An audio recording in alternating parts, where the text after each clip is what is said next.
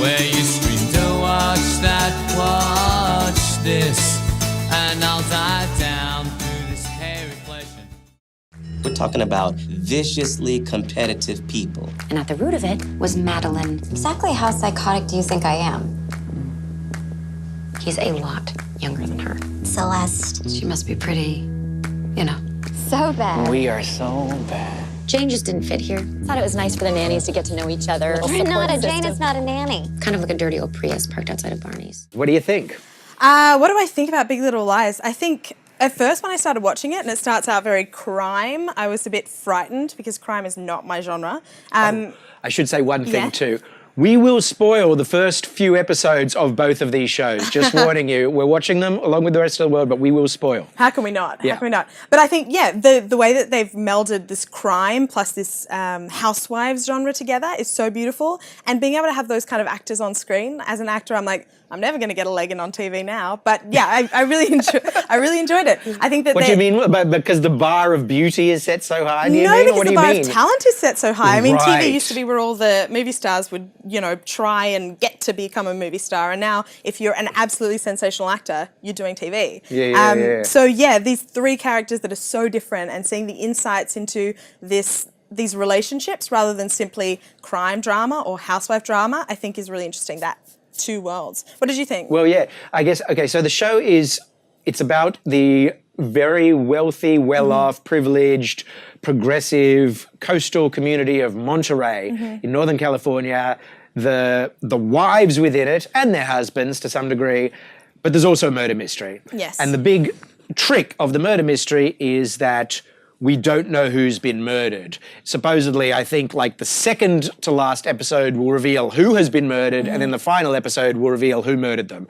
So there's two mysteries going on. And so because the whole thing is temporally structured so that, well, it's all structured in flashbacks and flash forwards, and so we don't know who's dead. Yeah. And that's part of the fun thing to try and figure out. And I agree with you that that element of it, the murder mystery, is kind of less interesting than obviously the human drama that's going on that, as you pointed out, is very much sort of descended from that Desperate Housewives type thing. I mean, it is essentially, well, with two of the characters, with the Reese Witherspoon character and the Laura Dern character, it's kind of two women being bitchy at each other. Yeah. But then you've got kind of these weirder, perhaps more interesting stories going on with Shailene Woodley and Nicole Kidman's characters off to the side. I would say that Reese Witherspoon so far seems to me to be the lead. Yeah. And I am so much more enjoying her story than anyone else's and her performance. I think she's terrific in it, and I like the fact that her character is mercurial. You kind of, half the time you love her, and half the time you can't stand her. Whereas Laura Dern's character, you just hate. Yeah. Shailene Woodley's character is only just starting to emerge, and every time they cut to Nicole Kidman's character, as good as she is being in this show, and her husband, I can't stand that storyline. Yeah, Alexander Skarsgård, who I think is doing terrible work. Yeah, well, I wasn't sure what that was, because normally you're so drawn to Alexander Skarsgård, but then I wondered whether it was his character, because he's got obviously very two distinct sides to him. Yeah. So I think that He's is playing a hard to wife tell. beater. Yeah. I don't know why he's taken this role.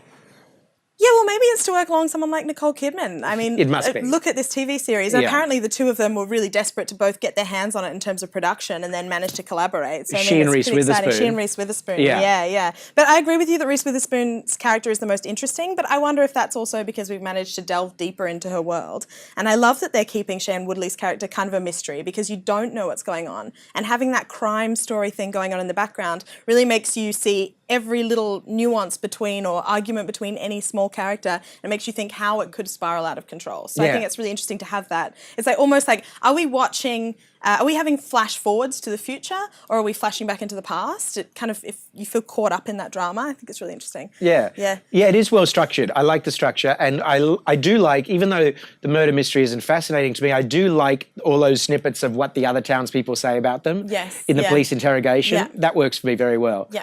I think Shailene Woodley is really good. Yeah. Like, I haven't seen any of the Divergent, Allergent, whatever shows. I think she's really good. And it reminds me that she was really good in The Descendants, which is how we all discovered her. And she's really good. She's very normal. She's very normal American woman, you know, unlike the other two who do look like movie stars. Yes, yeah. You know, she's got a regular look. and she's playing sort of the most regular character, and her relationship with her son is beautiful. It is, but there is also this dark thing that you just don't quite know what's going on with her son. So every so often when there are scenes together, and I guess their house being having less money than the other two characters and that kind of thing, there's this dark feeling about their home. And so I often am thinking, like, what is really going on between these two characters? I think they've set that up really well. But her acting in it is beautiful. Yeah. And what about the young girl who plays Reese Witherspoon's daughter? The older daughter. Both of them. Yeah, they're terrific. Yeah, absolutely amazing. The little girl, wow. And I think that the writing is so strong for those characters as well. Yeah, the little girl is amazing, and the teenager is terrific. Yeah. It's so hard for kids to have that kind of intense energy on a set, so it's so nice to see it coming through in this. Yeah, the Shailene Woodley character is intriguing because the rest of them have their stories told within the conventions of the structure of the show, which is the flashbacks, flash forwards, etc.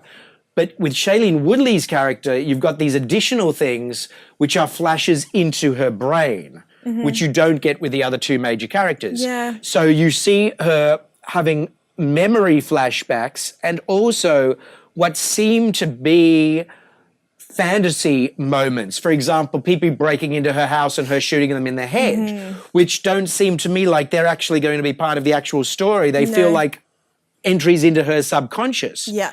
And because she was also the one who arrived in town, it feels like she, therefore, is the actual lead character. She's the actual protagonist, even though so far we have seen more screen time of Reese Witherspoon. Yeah. Maybe that's also to help set her up. I mean, she is introduced to Reese Witherspoon and then that becomes a story. Without Shailene Woodley's character, the whole plot of the story doesn't continue. And they even say that in the first episode. Yeah. So I think that, I think you're probably right in that case. Yeah, she arrives in town and meets Reese Witherspoon. Yes. So she's the protagonist, Reese Witherspoon's the antagonist, and then you've got Nicole Kidman, and then sort of Laura Dern, and then Zoe Kravitz. Yes. Oh my gosh, the gorgeous Zoe Kravitz. Talk about the genetic gene pool from heaven. Yeah. I think Laura Dern's character is ludicrous. So far, she's just too over the top.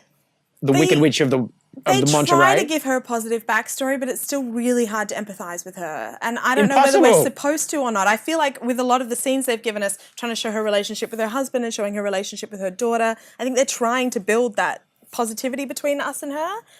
But I don't feel it at all. I haven't seen a single moment of anything redeeming. Any way you could possibly like that character at all. But I mean, her love for her daughter, wanting to support and look after her daughter. Yeah, but that's smother love. That's horrendous love. You know, that's the idea of, didn't you love your birthday that we spent all this money? I mean, she dances at her own daughter's birthday party. That's true. In front of everyone. Everyone just has to stand around and awkwardly watch. That was a great scene. Great scene, though. It was, yeah. And the other problem is, look, I think Nicole Kidman is killing it in terms of her acting. I think she's being brilliant. But every time they cross to her storyline, I can't stand it. Because the scenes between her and her husband, Alexander Skarsgård, I think he's being terrible. I don't think he's acting well in it at all.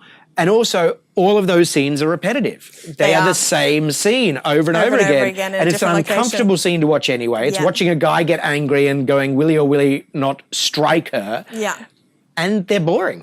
Yeah, they are. And I wonder what it is that they're trying to set up there, because I'm finding it exhausting already. And I mean, it's great having the therapy sessions and that kind of thing, trying to understand deeper of what's going on, but we're still not really seeing much more than surface level things there as well. So yeah, I agree. I think she's got the least interesting storyline, but her characterization is so different from the others. I think that's the interesting thing about this show as well. There's three really strong, really different characters, and seeing how they relate to each other in this very normal, beautiful way. I think the friendship between the three of them is really something interesting. Yeah.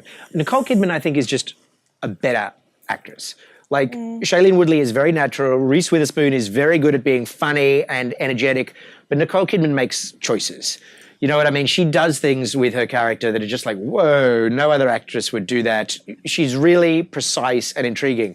Like, her character seems very calm, but if you notice her character like sitting on the couch when her husband is talking to the therapist and she can't be seen by her husband, she's freaking out. Yeah. And there are other moments like when she's listening to someone in a car and that person is staring straight ahead, not looking at her, she's freaking out.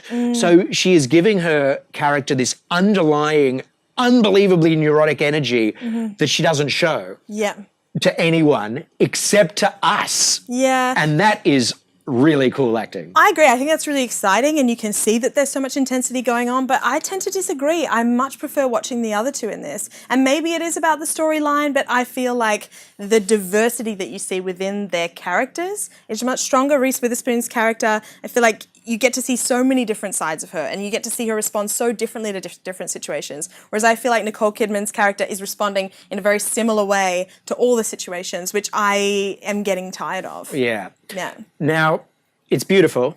I Yes. mean, it's property porn, you know, all of their houses on the coast of Monterey. But it's actually based on an Australian book. Yes. And so it was never set in Monterey. It was never set in the United States. It was set in Australia. Yeah, Northern Beaches, I think. Yeah. Yeah. And I guess we have the same type of people there here, I guess. I guess that really shows. It's like, have you seen the Avalon Now series? And this, No. it's the comedy of what happens in Avalon, and everyone wears stripy t-shirts and you know, drinks kale smoothies and that kind of thing. And I feel like you can totally see how it could easily be set in Australia compared to there. I mean, Australia, Northern Beaches in California, so easily crossover. You've got the ridiculously beautiful property. You've got this insular community. Everyone's kind of living in this world where they can't be bothered to travel to the city or what have you. So that's really where drama happens, isn't it? And conveniently around the kids. Yeah. You know what I mean? I mean, this very much is post The Slap. I don't know if you know The Slap, Yes, both the loved book it. and the TV show, and the other TV show, because it was Yeah. remade in America. But this book was obviously written in the wake of that book. Like, you know, because once again, you've got your instigating incident is something that happens between two children. Yeah. And how that then has a ripple effect across all the parents. What about the men in the show? I mean, I don't think Alexander Skarsgård's doing anything particularly good. Adam Scott is just being nice guy Adam Scott so far. So far, yeah, but that seems to be what his character is. I mean, he has moments of strength, but it really is centered around the women. Yeah. I don't know whether we're supposed to be very interested in the men or if we're just supposed to be interested in the women in the show, but maybe it would detract from it if we were to have, you know, 6 strong characters. We just focus on the women and then the men are just their subsidiaries for once. I mean, it's their turn. I got to say, my ultimate thing about the show is I will keep watching. Yeah. And I'm enjoying it, but I'm watching for the good scenes because half the time I'm loving it and I'm actually laughing out loud, which is Yeah. rare for me with television. Reese Witherspoon can actually deliver some of those lines that make me laugh out loud. I'm enjoying that, but half the time I'm bored or disliking it. Like, I think its good bits are really good and its bad bits lie flat for me. You know, I could not rave about this show. I think it's brilliant. Do you? I really love it. Like, there are bits that fall flat, but compared to most things out on TV at the moment, I'm really, really enjoying it. In terms of, you know, naturalistic kind of shows, I mean, you see something like Game of Thrones and that kind of thing. I mean, for me, that's off the charts. But something like this, I feel like I'm watching a film with every scene that I'm watching. And there are bits that, you know, like Nicole Kidman's character for me that kind of are less interesting storylines. But in general, I'm just really enjoying going along with the ride. So from me, it's a, watch this, but I don't think it's fantastic. But from Miriam, It's an absolutely watch this. I absolutely love this show. I give it like a 4 stars. whoa, there I you go. loved it. Trying to decide whether I'm happy or sad. Tears me apart. People usually know. And I know in my heart, in this cold heart. It's like I'm on the outside looking in.